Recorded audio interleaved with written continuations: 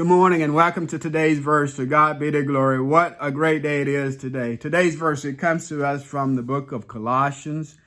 Colossians chapter 4, verse 5 and 6. And it says this: walk in wisdom toward those who are outside, redeeming the time. Let your speech always be with grace, seasoned with salt, that you may know how you ought to answer one another. Paul here, he encourages believers to live wisely and to communicate graciously in their interactions with one another, and especially around non-believers, non-Christians. Paul concludes his letter to the Colossians by giving them some very practical advice on how to live out the Christian life.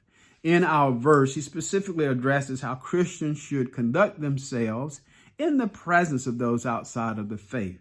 Paul advises believers to be wise, redeeming the time. That is, making the most of every opportunity that we have to reflect Christ, because the time is short.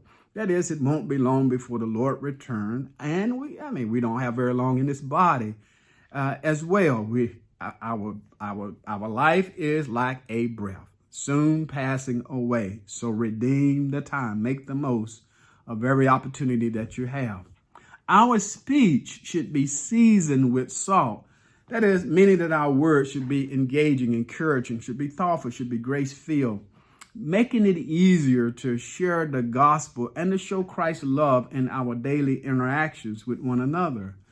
Our conversation should be gracious and kind. It should be respectful and uplifting, especially around non-believers. Listen, we should not be the ones hanging around the water fountain at work, gossiping or even listening to it. We shouldn't be speaking negatively about another person.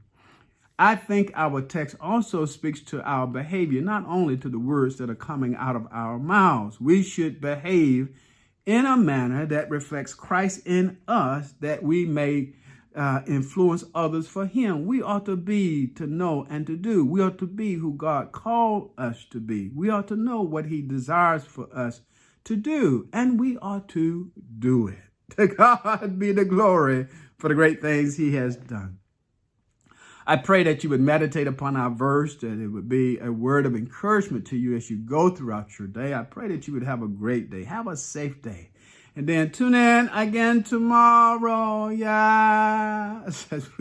as we consider today's verse. Amen.